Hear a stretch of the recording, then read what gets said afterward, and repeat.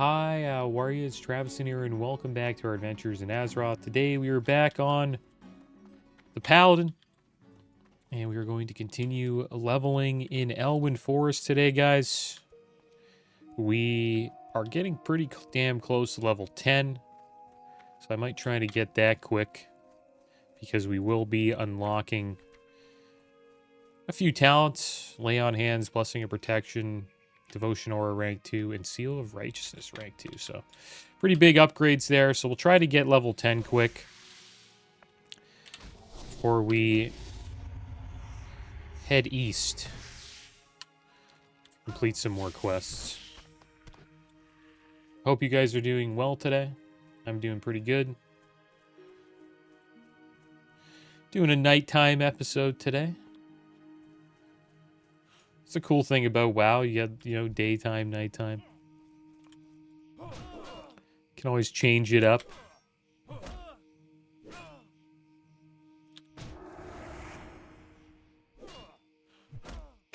will admit, though, I do prefer daytime Elwyn.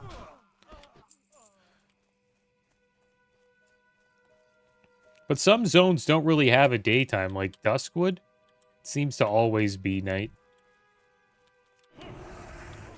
in that zone. Duskwood always seems to just look like this.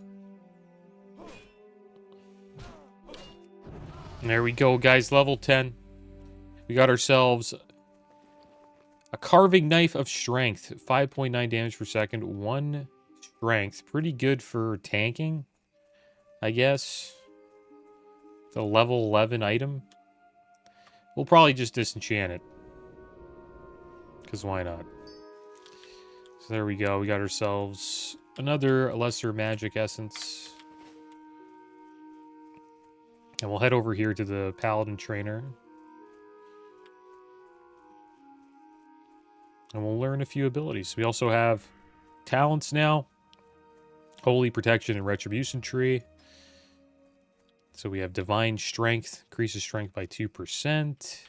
Divine Intellect increases intellect by 2%. And the Prot tree here, we have improved Devotion Aura, increases the armor bonus of your Devotion Aura by 5%.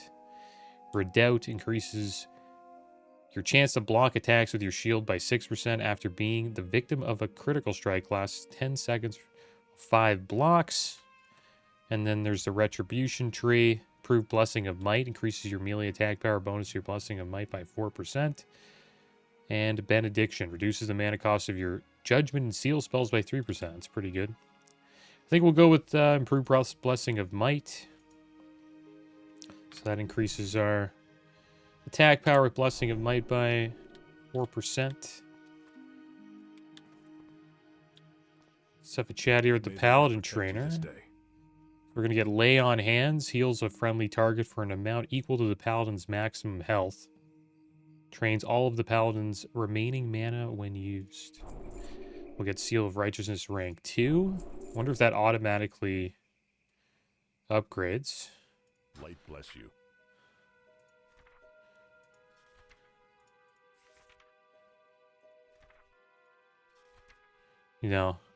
We might have to actually change the macro. May the light protect you can actually D-rank your seals. Because if you play a warrior, you get like a rank up of Heroic Strike, it just automatically goes to rank 2. Just wondering if that applied to Paladin. So we got Blessing of Protection. A targeted party member is protected from all physical attacks for 6 seconds, but during that time they cannot attack or use physical abilities.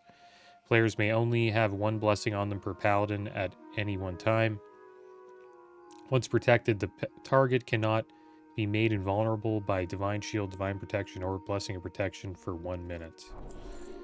And then we'll get Devotion Aura rank 2. Gives 160 additional armor to party members within 30 yards. Players may only have 1 aura on them per Paladin at any time. Alright, so let's reapply Devo Aura. So we got more armor now. Blessing of Might. Gives a little bit more attack power. Let's get Bop up here. So I guess we can't Bop ourselves. Let's see. Oh, we can. Okay. Thought it was just for allies, but I guess we're do it to ourselves as well. We now have forbearance, which means we can't use divine protection for a minute. See? So if we use bop, you can't just like bop and then after bop's done use divine protection. That'd be pretty OP. Protect you this day. And where is lay on hands? There it is, lay on hands. Let's make it that. Be lay on hands. There we go. Huge abilities. Survivability went up by quite a bit there. I think Paladin would be a great hardcore class to play.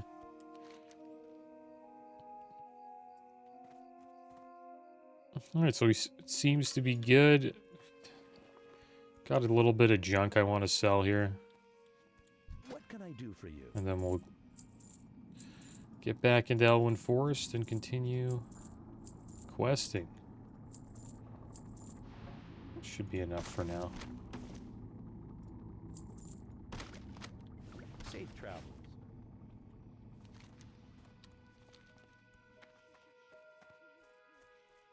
There you go. 50 more levels to go.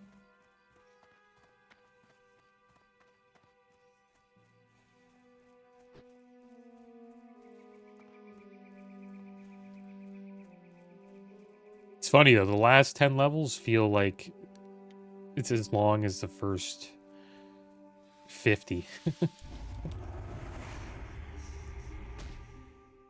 The last 10 levels take quite a bit of time in vanilla.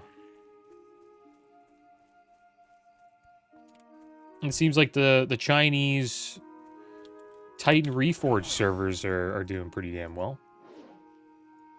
They got quite a bit of people playing them. It's too bad that we don't have those in North America. It's pretty cool. They sort of combined all the trilogy all together. So max level is level 80. And all of the raid content is scaled to level 80. So Molten Core, you know, it's a level 60 raid in vanilla. It's scaled to level 80. And all the loot inside of Molten Core is scaled to level 80 as well. So say you get Thunder Fury in Molten Core, you can use Thunder Fury to fight the Lich King in Icecrown Citadel, which is pretty cool. It's kind of interesting. And I wonder if they will bring that to North America eventually. We'll see. I would check it out.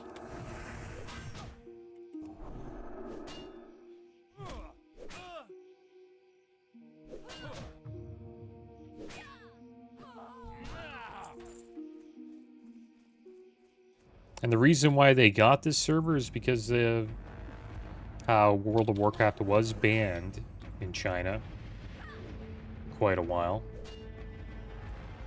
And they missed out on the Season of Discovery servers that we got over here in North America, so Blizzard wanted to give China some cool since they're back and allowed to play World of Warcraft again.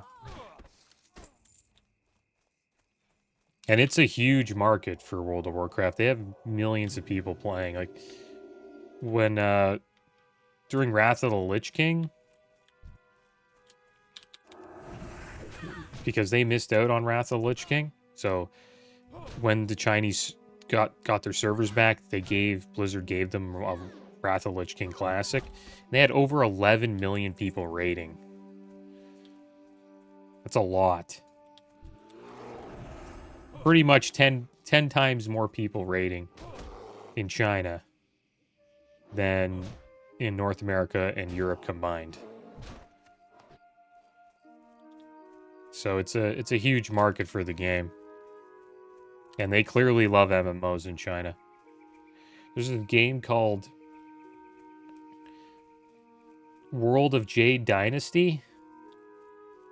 And they sold a mount in that game for $140,000. It's just a cosmetic mount. Some guy bought it for $140,000. It's just like a flex, I guess. Because that's how people flex Right? They just buy like a really expensive mount and flex that they have it. I've never heard of a mount sell for that much, but it's kind of insane.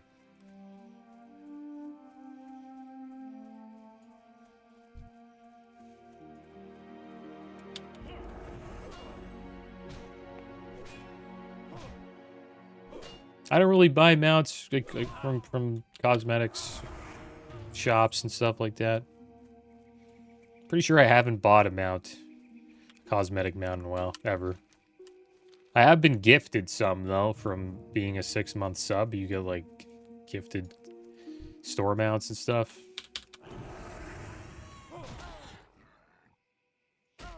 That's probably one of the, like, another reason why I wouldn't buy one, because imagine you buy a store mount and then they gift it to you for free. That would feel kind of bad.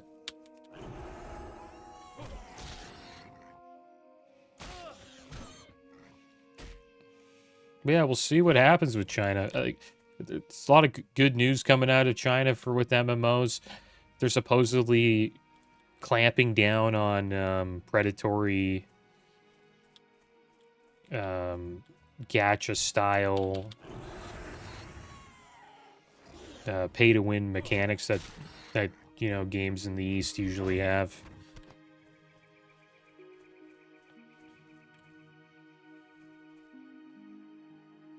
And so supposedly online games will now be banned in China from giving player rewards for daily logins, first time spending rewards, and also spending streak rewards.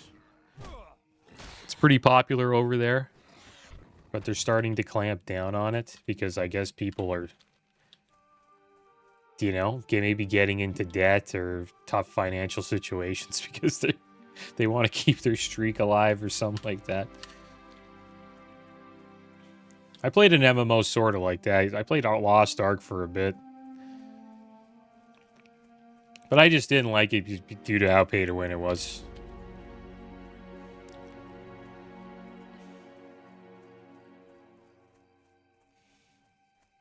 But if Asia starts clamping down on pay to win, there's a good chance they make an amazing MMO that gets pretty damn popular over here in North America.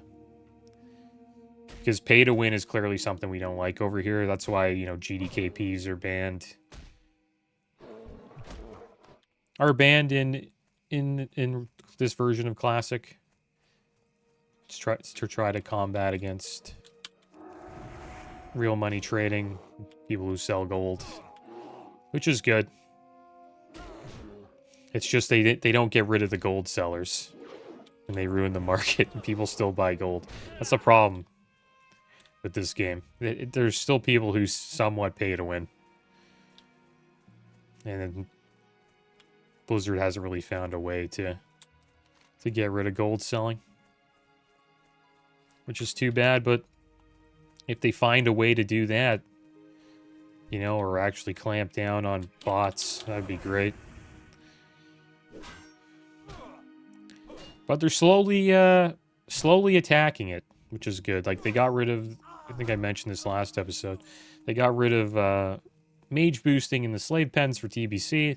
That was a very popular boosting service that, you know, real money traders would use. So getting rid of GDKP and then also a boosting service like that for TBC, that's a step in the right direction, in my opinion.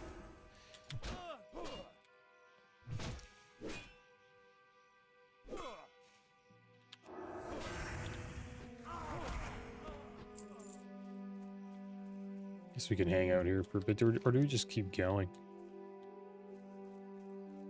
Yeah, I'll keep going. There's some prowlers over here. Still trying to collect some more bandanas. I also need to get some wood.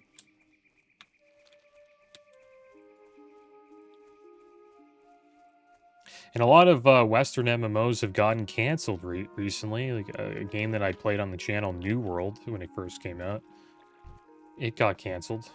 They won't be doing any more updates. I think it's like in a year from now. It's just, they might just like get rid of it. Warhammer had an MMO that was going to come out that got canceled. Lord of the Rings had a new MMO that was supposedly going to come out. That got canceled.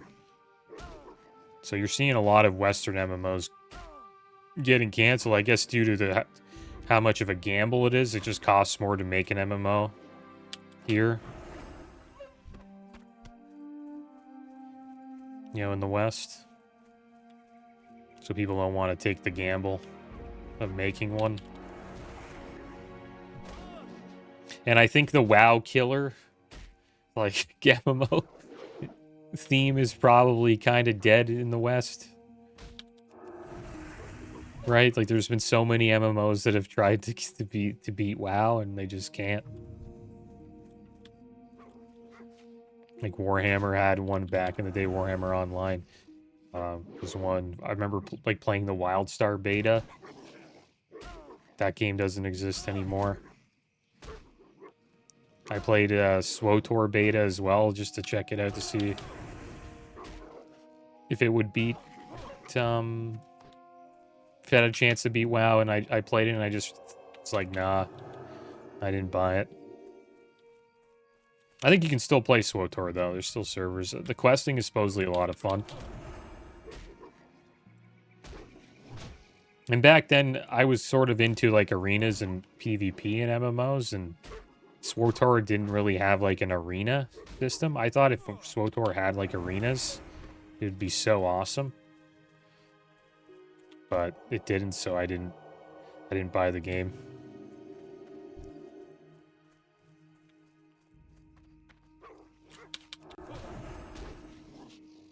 Old school RuneScape's still going, though. That's still going pretty strong. Final Fantasy 14. That's an Eastern MMO, though. I think that's probably the biggest competitor to WoW is probably Final Fantasy 14. There's Elder Scrolls Online still going strong.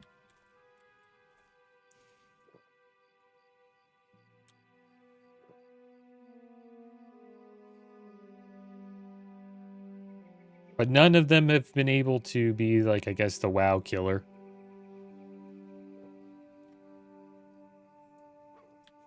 But if China figures out how to make a non-pay-to-win MMO, that's awesome. Maybe they could do it. Because it's just cheaper to make MMOs over there, right? Because labor is cheaper and just overhead costs in general is cheaper. So they're probably more willing to take the risk, right?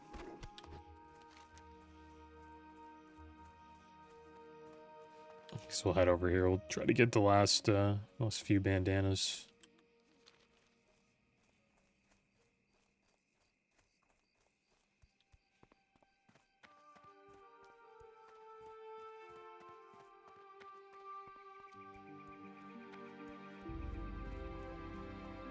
And they're doing that in China, like, and it's through to avoid pay to win. They're focusing more on, like, cosmetics. But for people that actually want to spend, like, money on cosmetics, the cosmetics have to look amazing. There's Dead Tooth Jack. We'll actually get a quest to fight this guy eventually.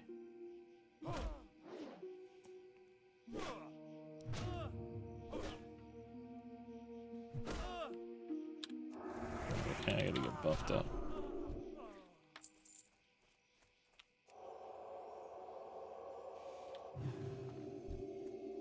Did we get a bandana from him? No, we didn't. Need to watch out. He spawns pretty quick.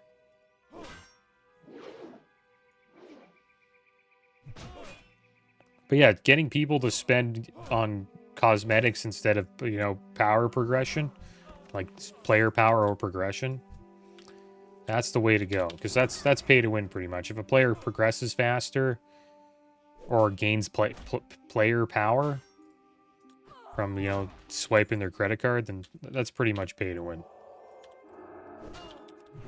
And that's why buying gold in WoW is, I consider it to be pay to win, because you are, you know, increasing your player power with gold, right? Like, for example, like I sent this character 1,000 gold. That allowed me to buy the Spike Club of the Tiger, which makes my character stronger and makes him, you know, level faster.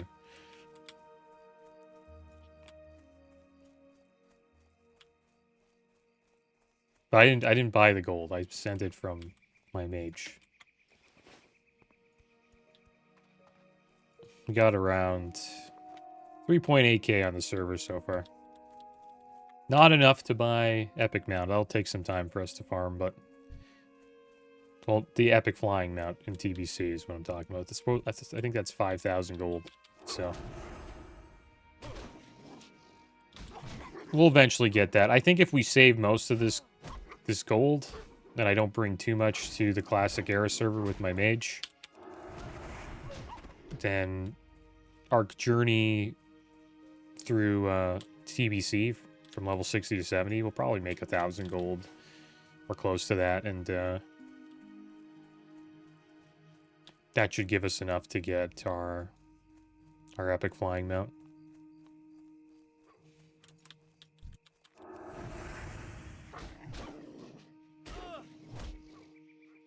Not too sure if it's worth it getting it right away. We might want to, you know, buy elixirs or weapons, stuff like that. It's gonna stun this prowler here. He's actually beating the crap out of me.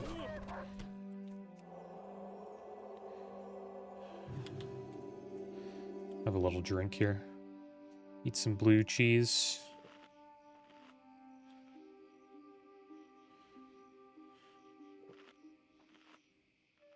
And yeah, I gotta change. Probably have to change our macro. Just thought about that. It says cast Seal Righteousness. I wonder if it's Seal Righteousness rank 2. Put /cast here. Just want to make sure. It might be, but maybe not. Yeah, it has to, you have to put the rank 2. So there we go. You're probably casting rank 1.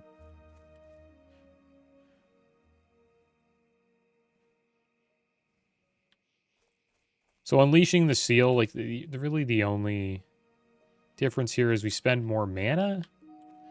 20 more mana, but we do 2 more holy damage when we, I guess, use judgment.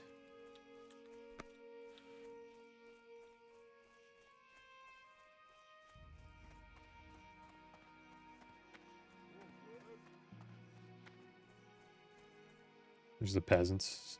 They sound just like they do in Warcraft 3.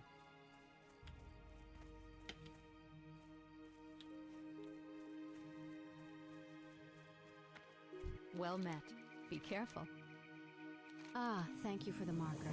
Please feel free to pick your choice of armor. Luck to you, brave adventurer, and may this armor serve you well.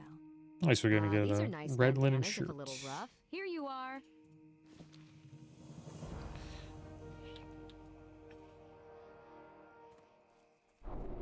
Oh, this guy buffed me up. Gave me some might. Another paladin hooked me up with some might. Nice. I wonder if his might's better than mine. Probably. He's level 12. Probably a little further into the True Blessing of Might talent. Alright, let's head up here and we'll get some wood. There's a red linen shirt. Let's put it on. Looks pretty good.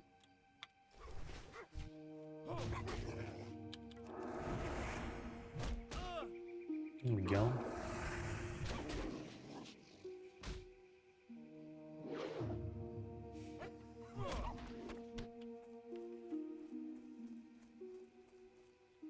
Usually the wood is around these trees.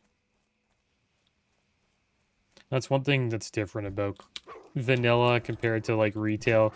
Usually quest items are like have sparkles around them or something sparkling, so you notice it. It's not really like that in vanilla.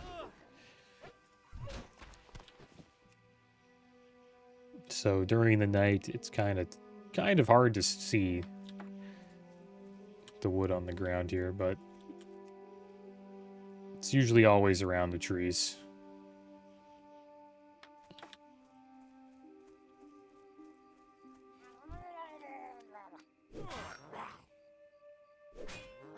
But yeah, I'm going to keep an eye on the MMOs coming out of Asia. I think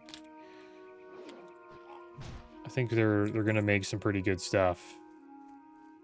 If especially if governments are starting to crack down on pay to win and predatory money making schemes that they have in MMOs these days. It's a lot like the stuff you see in like phone games, mobile games.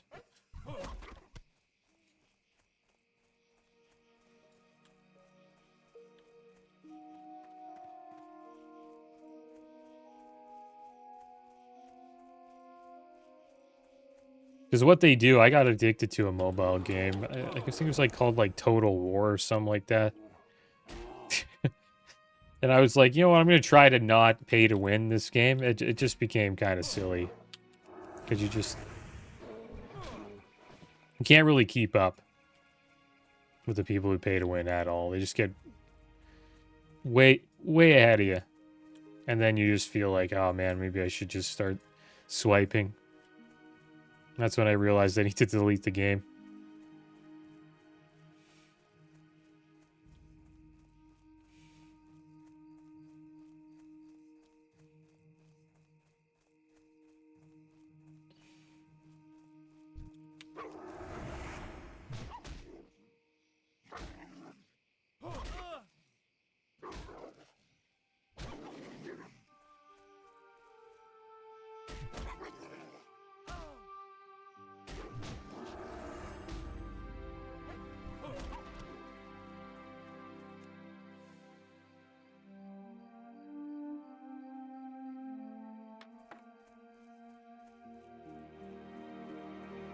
There's some wood.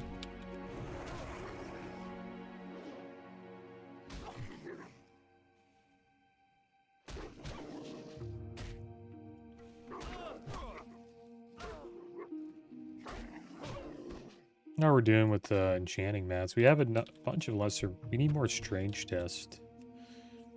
Need to make a rune copper rod. And we can enchant bracers with minor health or minor deflect. We get some strange dust. We should probably just try to get strange dust. I wonder why we haven't gotten strange dust yet. Just the lesser magic essence.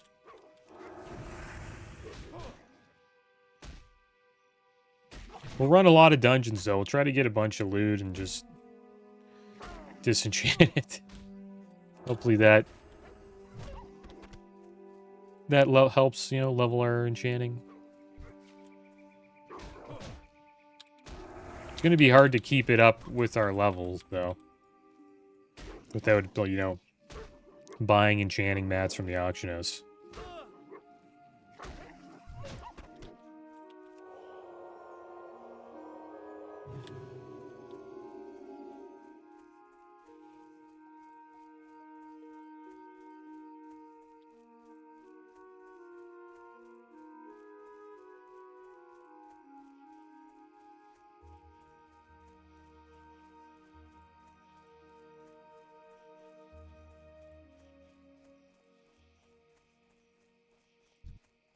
We'll just keep fighting prowlers. We get wolf meat from them.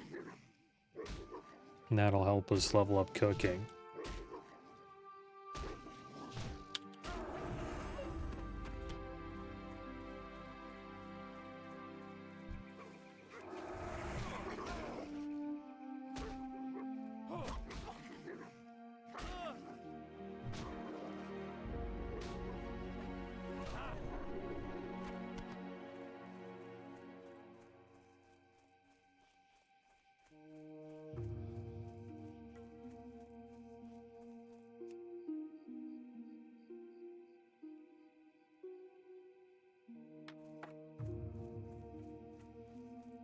This quest reminds me of like being a peasant in Warcraft 3. Where they go up to trees and they chop them down for wood. Sort of like that.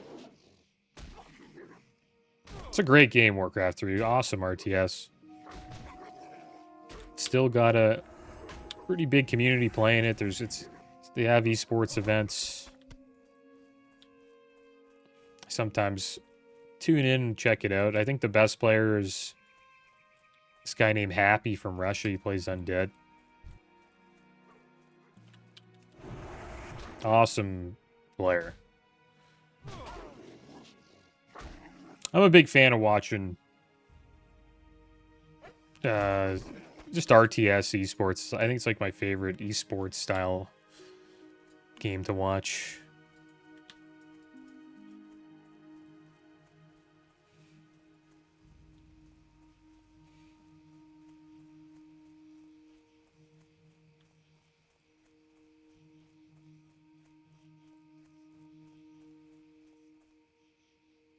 But it's probably due to how they were like the first PC games that I got addicted to was StarCraft as a kid, StarCraft Brood War and Warcraft 3.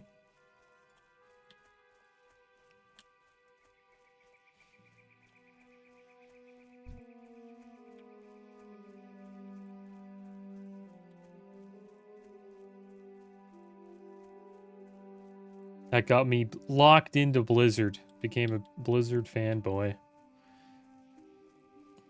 at a young age. I think those games brought a lot of people, or made people fans of Blizzard games. That and Diablo 2. Diablo was a pretty damn popular game back then as well. Blizzard was just putting out hit after hit after hit. They were taking over like every genre.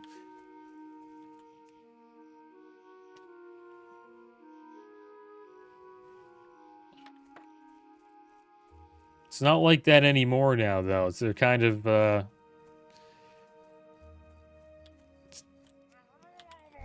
milking nostalgia. Now, it seems like. And it's working, for the most part. I'm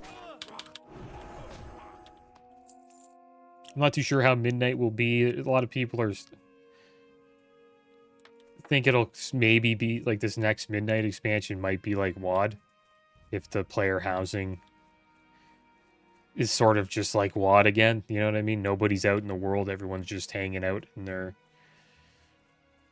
player house. They're trying to combat that though, where you can't just like, you know, do everything at your player house, right? Because it is instance based, right?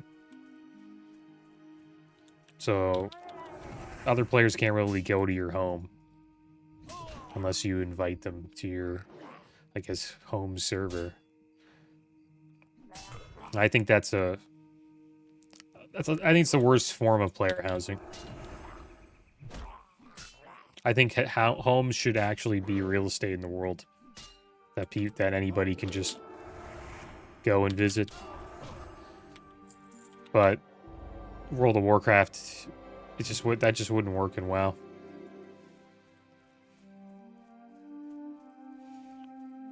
Played this MMO called Tibia. It's an old MMO. It came out in the 90s, and they have a real estate system.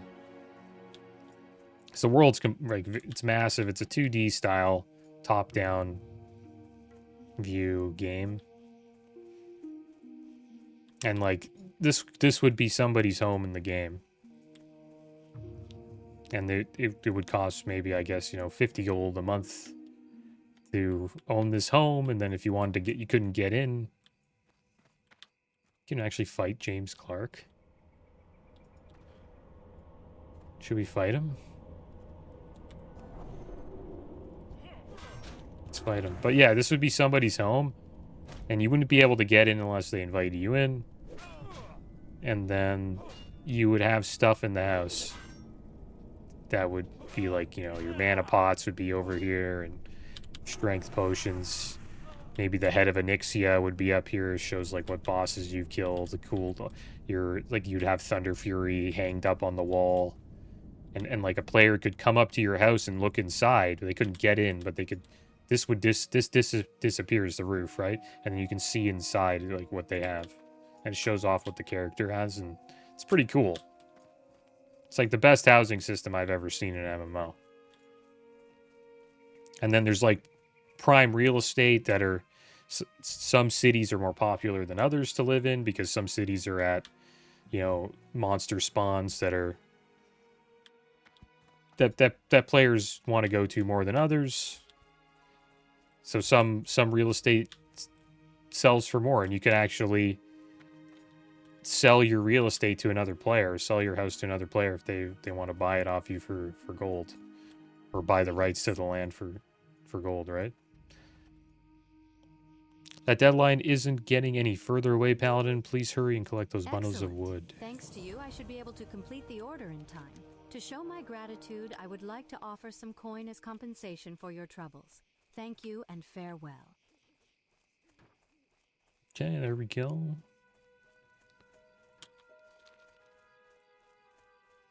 Almost done with most of the quests here.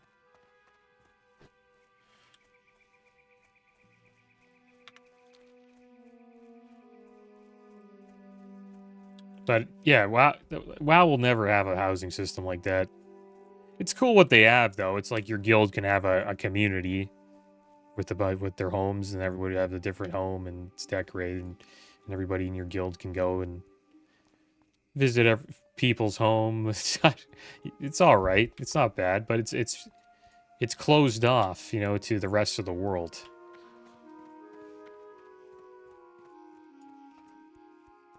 King's honor, friend. Thanks a lot for the help, adventurer. Something in the forest must be making these animals so bold. Whatever it is, Let's go deal with these I hope it stays Murlocs. there. The Stormwind army has placed a bounty on Murloc lurkers and foragers in Elwyn. Slaughter them and bring me their torn Murloc fins, and the Stormwind army will reward you well. The Murlocs have built a village at Stone Cairn Lake north of here, and another to the south where the stream forks.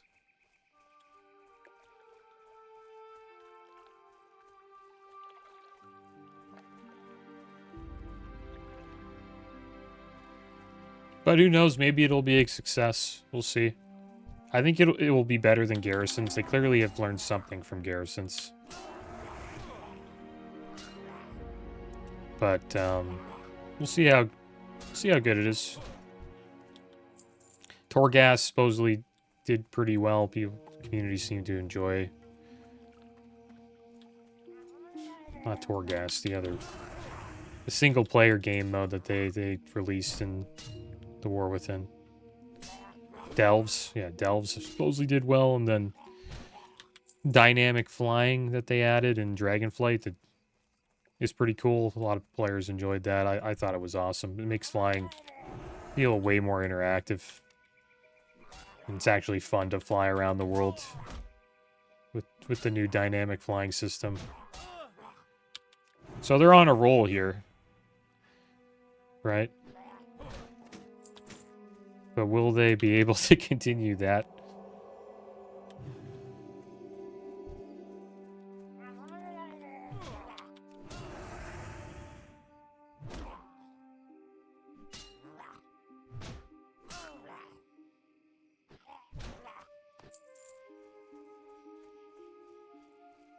I'm not too sure what we'll do with weapons, guys. We'll just hold on to what we got. Maybe if we get an upgrade, we get an upgrade. Can we kill these guys? Probably not.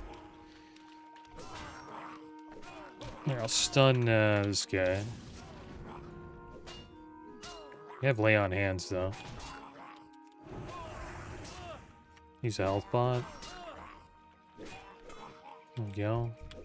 Let's get this forager down. Can we heal? Might have to bubble. We're dead. No, we're not. We're alive. He's drinking a potion, though. We're running.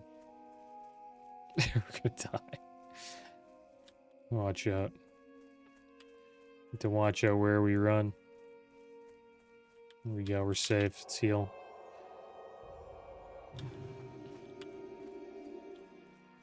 That's one thing about Murlocs. If you want to die in hardcore, fight Murlocs.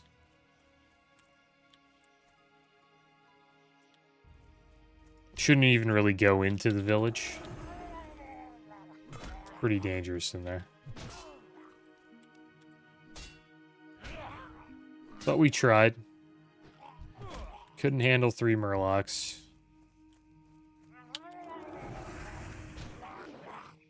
Could have used Lay on Hands, though. Maybe probably would have survived if we did that.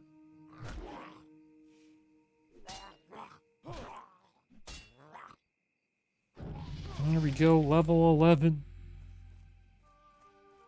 Don't get any new talents till level 12. Next rank ups will be Blessing of Might and Seal of Crusader rank 2.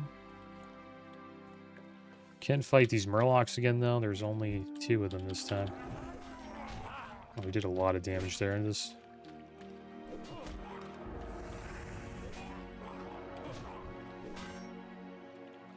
I think our next weapon upgrade will probably be at 15. Could get level 10 weapon, but it's probably not worth it. 15, we should get a pretty big upgrade.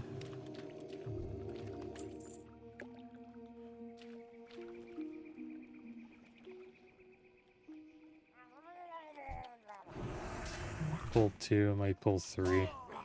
Yeah. Let's keep kiting a bit here. Not in a good spot. Drink a health pot, stun. See if we can try it again. See if we can do it. No mana right now, which kind of sucks. Just gotta swing. Keep swinging.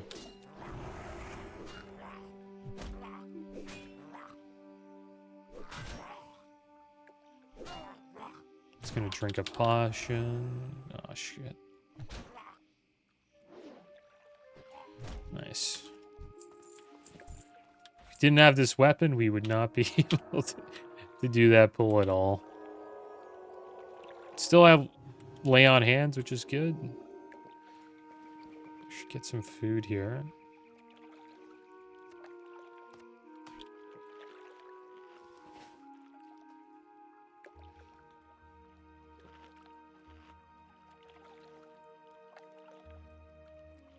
But once we hit 15, I think we can get into Dead Mines, right?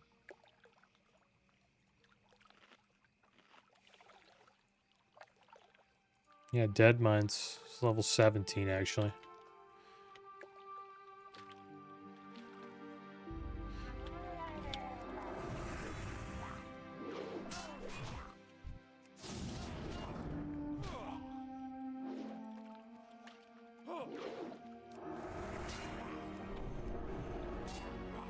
Oh, you got that potion off. I should save Hammer of Justice for that. I'd finish this guy off. Might have to heal here. There we go.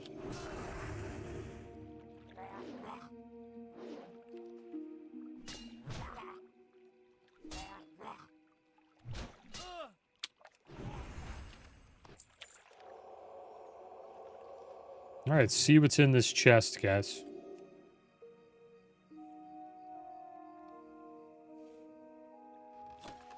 Oh, some more malachite. That's good. I wonder if that's gone up. It's gone down by 4%.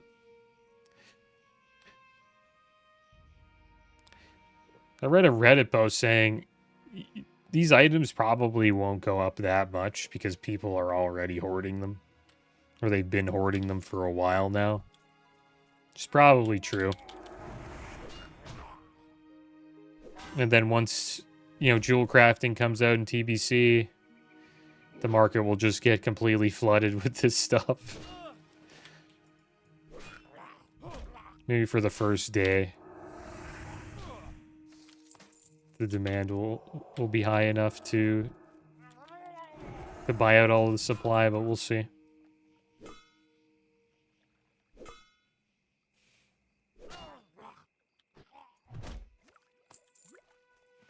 All right, a few more fins to go.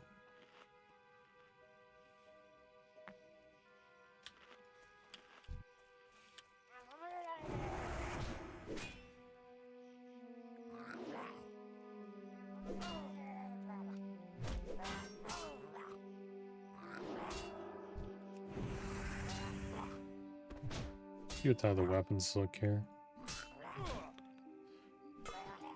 Pretty sure there's an awesome two-hander in Dead Mines. Yeah, the Smite's Mighty Hammer, 11 strength, 4 agi, 19.7 damage per second. That would be amazing to get.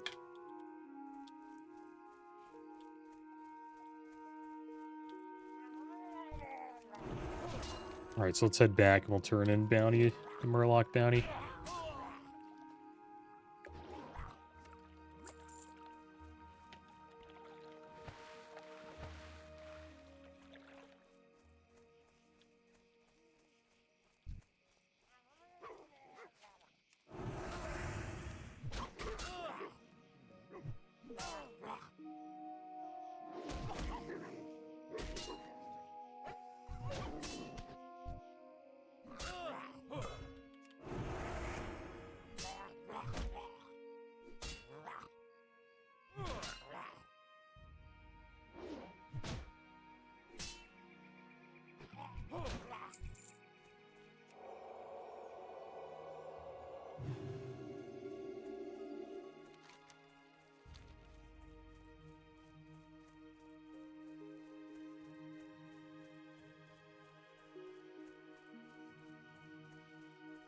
No.